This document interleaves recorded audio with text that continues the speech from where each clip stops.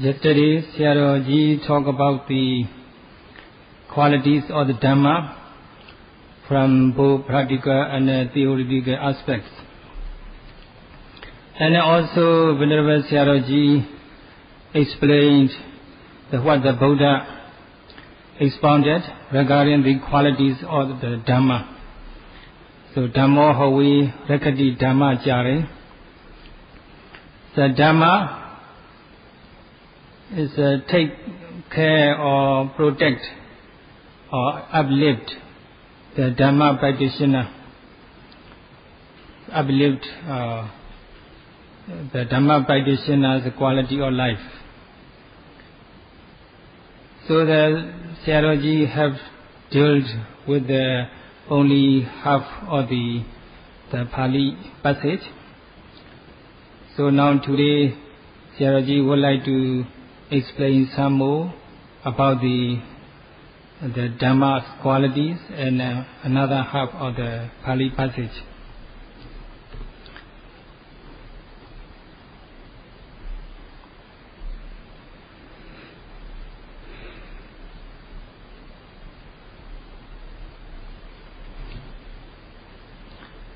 In this regard, Dhamma is of two kinds, the mundane Dhamma and the supra-mundane Dhamma.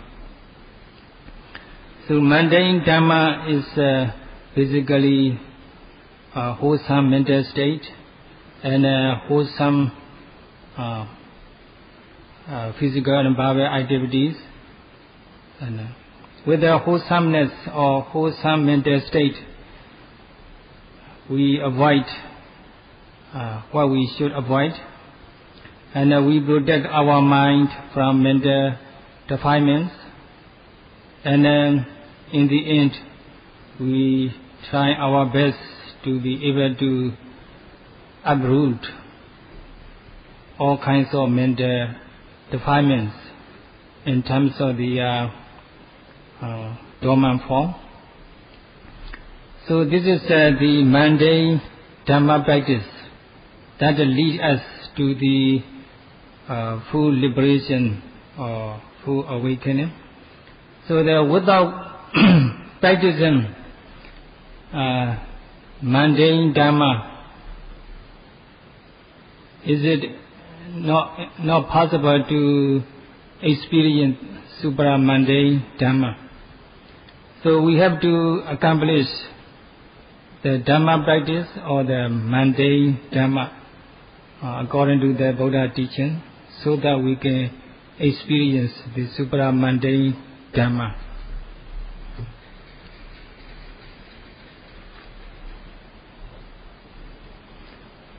So mundane Dhamma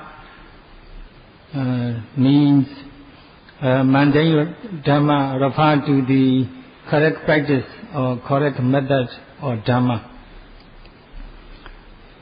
So we have to avoid what should be avoided. We have to protect ourselves from what should be protected from. We should be eradicated what should be eradicated. For example, suppose 5 precepts. So we keep 5 precepts by refraining from killing, stealing, sexual misconduct, telling lies, and intoxicating drinks and drugs.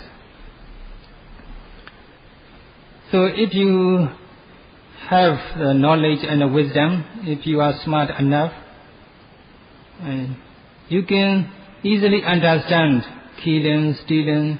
These things are something unnecessary to do, and then these things are something disgusting or something fearful. So we can understand easily killing, stealing, etc. actually something unnecessary and disgusting. So if we see that way, if we understand these things like this, we will definitely find how to avoid these evil things. We will be scared to do such evil things. So the moral shame and the moral fear we develop in our heart, and then we protect ourselves from committing physical and verbal evil deeds. So in this way, our mind, our body, our bodily behavior and verbal behaviors become pure and free from defilements. So that's the kind of benefit we can gain from the Dhamma, in this case referred to the 5 precepts. So Sila 5 precepts is not something selfish. It's an unselfish attitude. It's not our own personal gain or fame. It protects ourselves from mental defilements and evil things. At the same time, the Sila protects others from the suffering. By observing 5 precepts, we can protect ourselves from danger, and at the same time, we can protect other people from danger. So the Sila is beneficial to oneself and to others. So first of all, we need to understand these killing, stealing, etc. are something unnecessary and disgusting. And then we have to find the method or ways how to avoid these unwholesome and evil things. And when we practically put our knowledge into practice, we avoid evil things or evil deeds. In this way, we become purified physically and verbally. Our quality of life is uplifted and promoted. And also at the same time, we can protect other people's safety and other people's prosperity and happiness. So, one stone hit 2 birds, as the saying goes. So the Sila morality is not something selfish. It's unselfish actions. It's beneficial to both oneself and others. So in this way, Sila Dhamma is beneficial or uplift the Sila practitioner. So Sila Dhamma itself protects someone from woeful rebirth and promote someone to heavenly rebirth.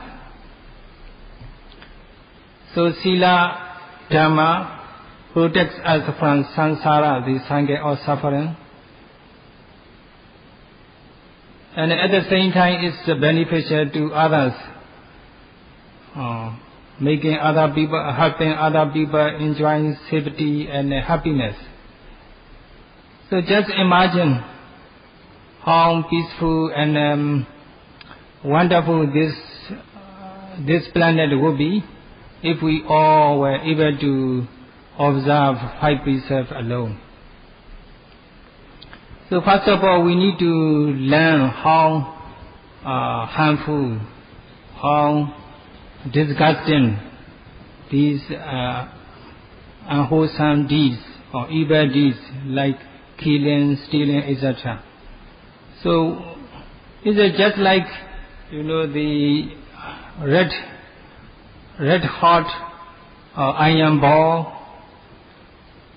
or there's something that's smelled with the pieces. No one want to touch such kind of things, something disgusting or something fearsome or something harmful, like the red hot iron, red heated iron, no one dare to touch it. Or something smelled with the feces, no one, everybody disgust to touch it. So in the same way, evil things, evil deeds are something like that. So if we are smart enough and wise enough, we don't want to touch the evil things or evil deeds like killing, stealing, etc. So if we avoid doing evil things or evil deeds, we will free from the guilty conscience. We free from suffering from guilty conscience. And at the same time, we will be free from the legal punishment. If we commit evil deeds, we will get legally or lawfully punished. Or somebody will take action, legal action against us. Or maybe somebody is take revenge on us. So we will suffer very painfully. In the end, we will be reborn in the woeful state if we cannot observe the 5 precepts. So at the same time, if we, on the other hand, if we can observe the 5 precepts, we can be free from the guilty conscience and legal punishment and revenge and woeful rebirth. So in this way, the Sila Dhamma itself protects us from danger and harmful states. And if we don't practice Sila Dhamma cannot protect us from anything harmful.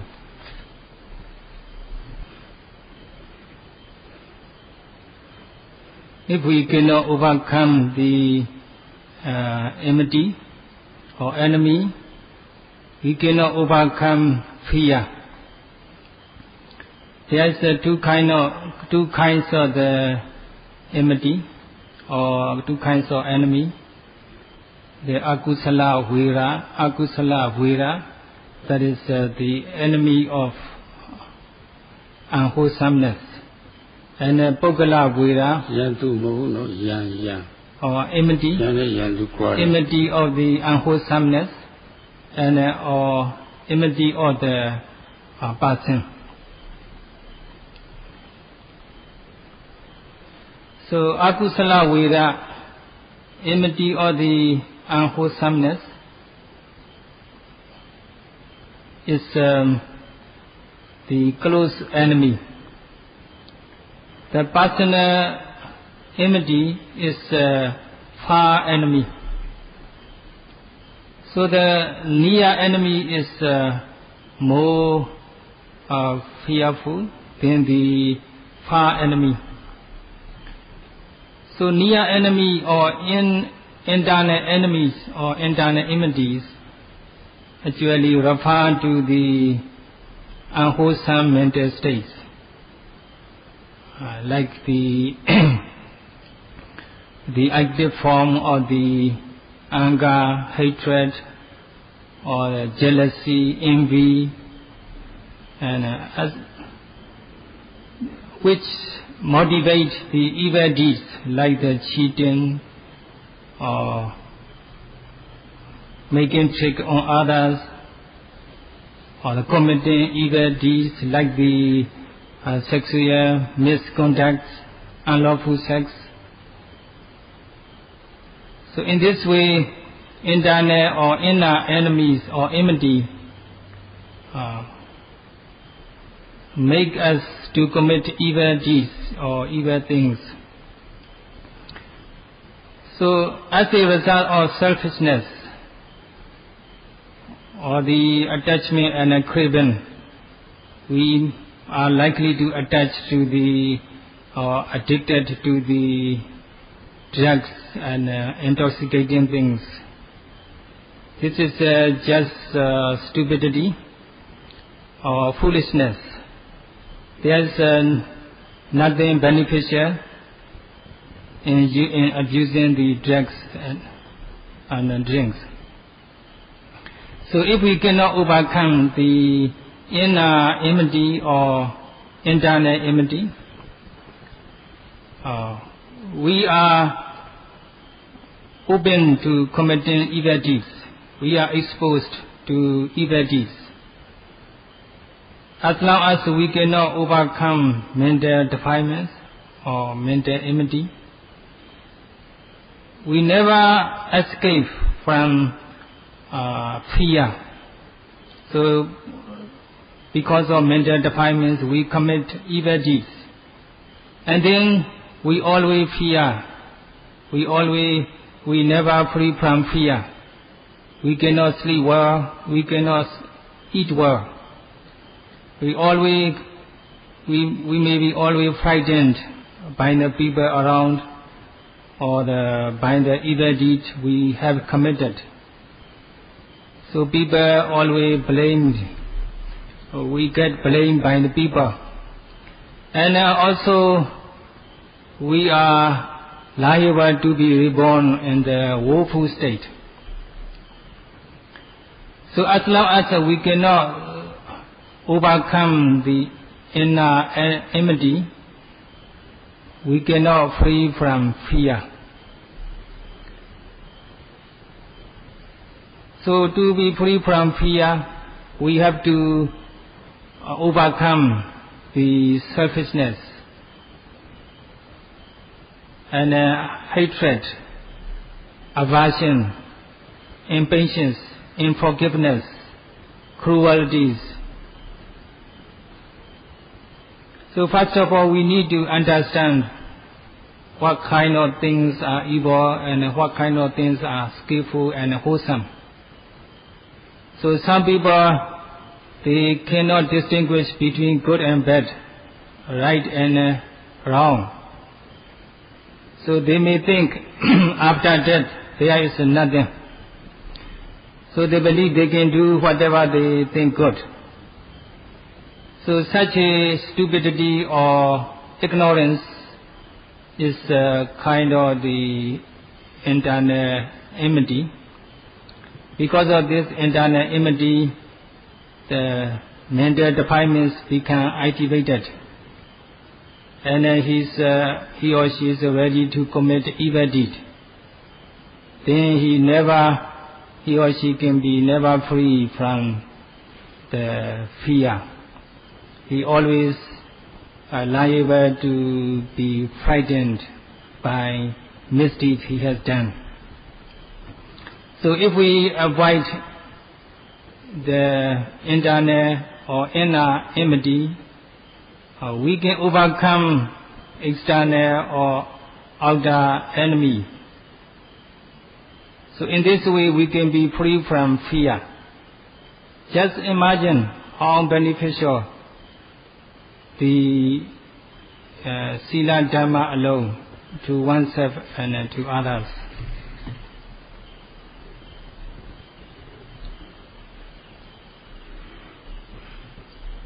So here the happiness or the blissfulness can be the mentally and physically, or in other words, in this very life or the life after death we can become happy by fulfilling Sila Dhamma.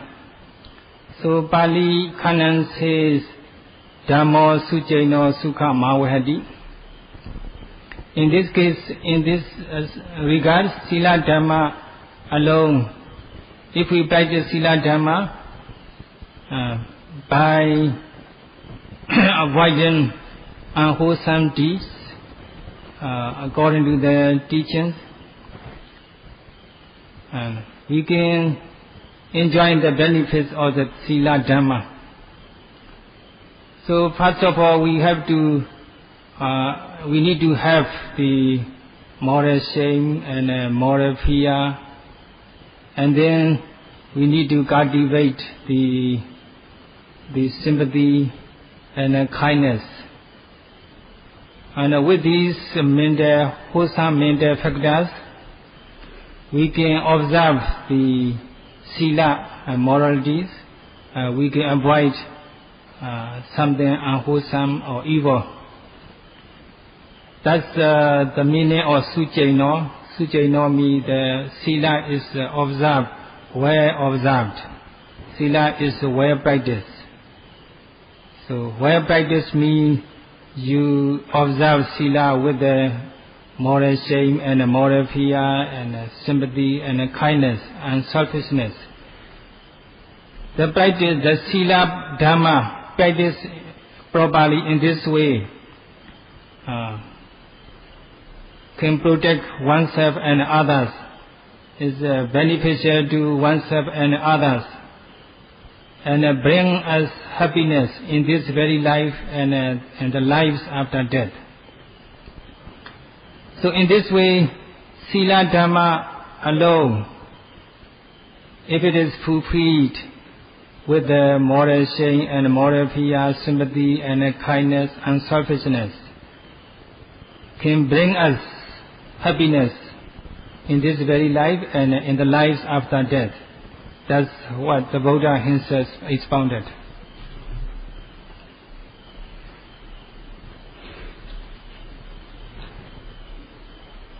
So in the Pali phrase, Dhammo Sucaino, here Sucaino, this Pali word is very important to understand. Sucaino, well practiced or practiced properly. The Dhamma to practice properly, or Dhamma to be well practiced. So we can practice Dhamma in a proper way with the help of the moral shame and the moral fear. So we should be afraid to get our physical and verbal behavior impure or defiled. So this is a moral fear and a moral shame and moral fear. So we should be afraid to get our physical and verbal behavior dirty and unwholesome. Based on this moral fear and moral shame, and we cultivate the sympathy and kindness and selfishness. And then only can we practice the Sila Dhamma, which can lead us the happiness in this very life and the life after death, or which can bring happiness to oneself, to ourselves, and to others. So if we practice Sila Dhamma itself in a suitable and a correct manner, can we fully enjoy the benefit of the Sila Dhamma that is beneficial to oneself, to others, or is happy in this very life and the life after death. So to experience, to attain such a benefit of the Sila, we have to practice Sila Dhamma in a correct manner, in a correct method.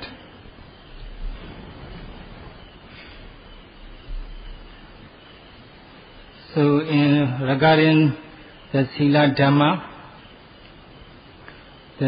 Dhamma protects the Sila practitioner, and the Sila Dhamma brings happiness to oneself, to others, or in this very life, or in the lives after death. So actually this kind of knowledge is just basic. We need to practice furthermore. So to fulfill Sila Dhamma, we have to practice, we have to develop mindfulness. Without development of mindfulness, it is almost impossible to fulfill Sila Dhamma. So, because without mindfulness, our minds often get out of control. Now, very difficult to gain control over our mind. So we easily get angry and we easily want to kill other people, and there's an intention to cheat other or to steal.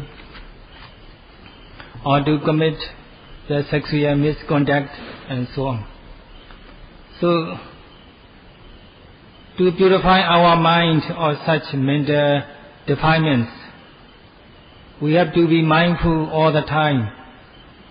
Every time mental and physical phenomena are obvious, every time we experience a sense object through our six sense doors, there arises mental and physical phenomena. Every time we experience the sense objects, so we have to put great effort in the practice to develop the mindfulness, to be mindful of mental and physical phenomena that are obvious moment by moment. We should not be lazy. We should be active and alert and awake. In this way we can overcome laziness and sloth and torpor, which also kind of unwholesome things, or unwholesome mental state. So we can overcome laziness, the unwholesome mental state. And we focus on the meditative object. We make effort to pay attention to the meditative object.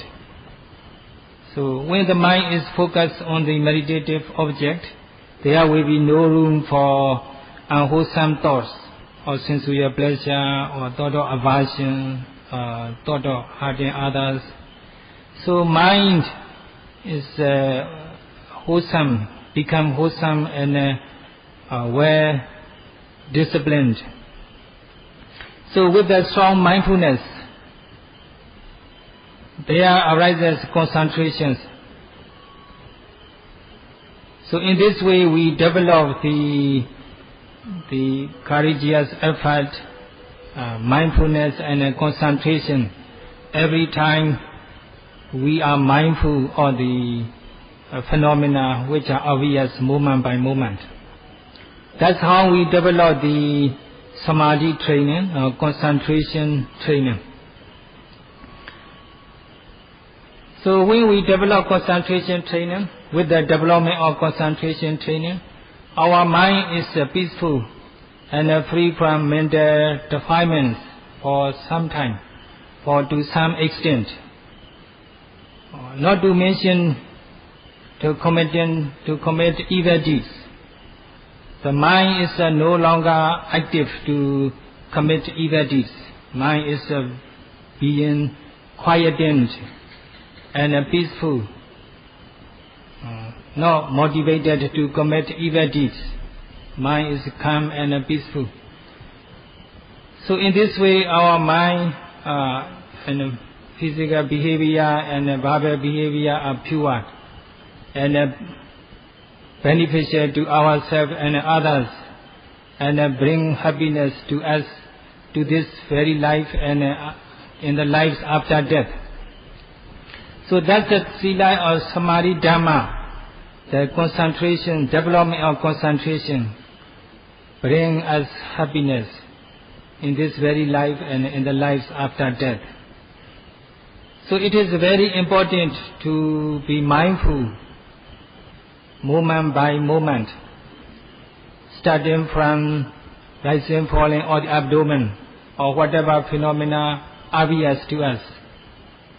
We should not be lazy, we should not be careless, we should be active and energetic and alert, and put great effort in the practice.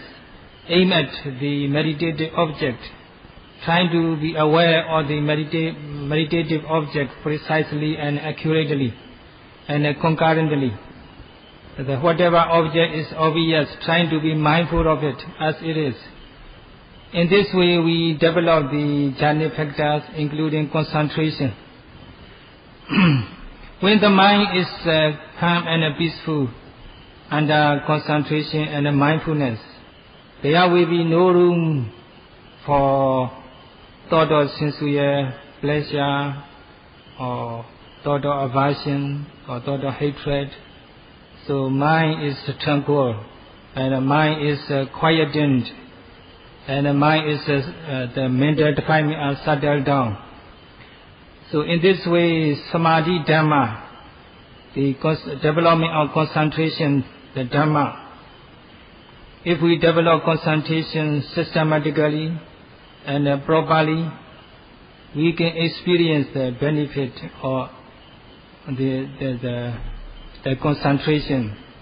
So that's what the Buddha expounded on the samadhi, the concentration. So first of all, we need to fulfill the foundation of the sila morality, and on this sila foundation, we have to build up the samadhi concentration development. So to develop concentration, we have to be mindful of the mental and physical phenomena, moment by moment, and their conditionalities, and their impermanence, suffering, and egolessness.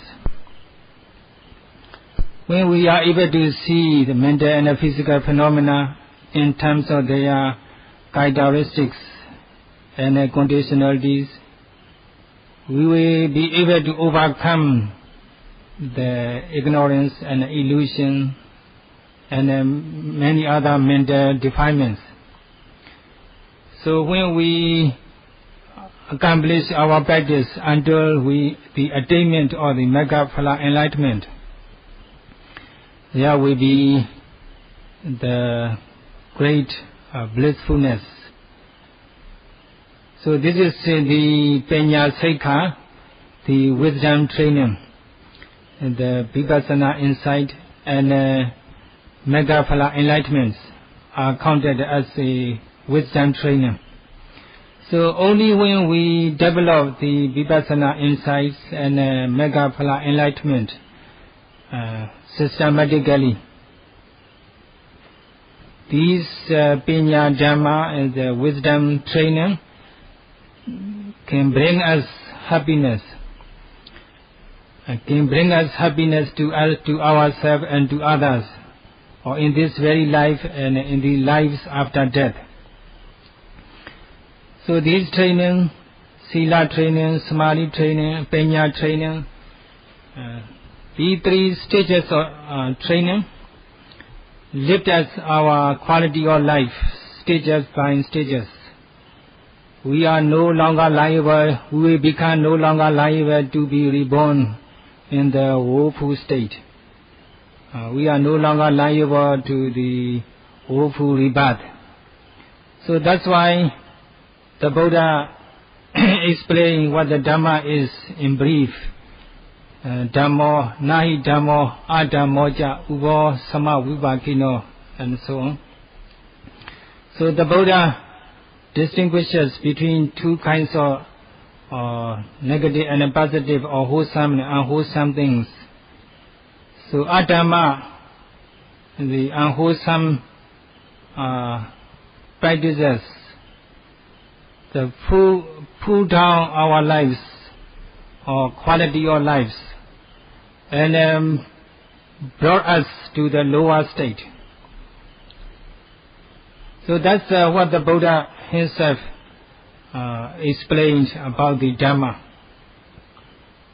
So if we practice Dhamma, so Dhamma will lift us or boost up or promote the quality of life.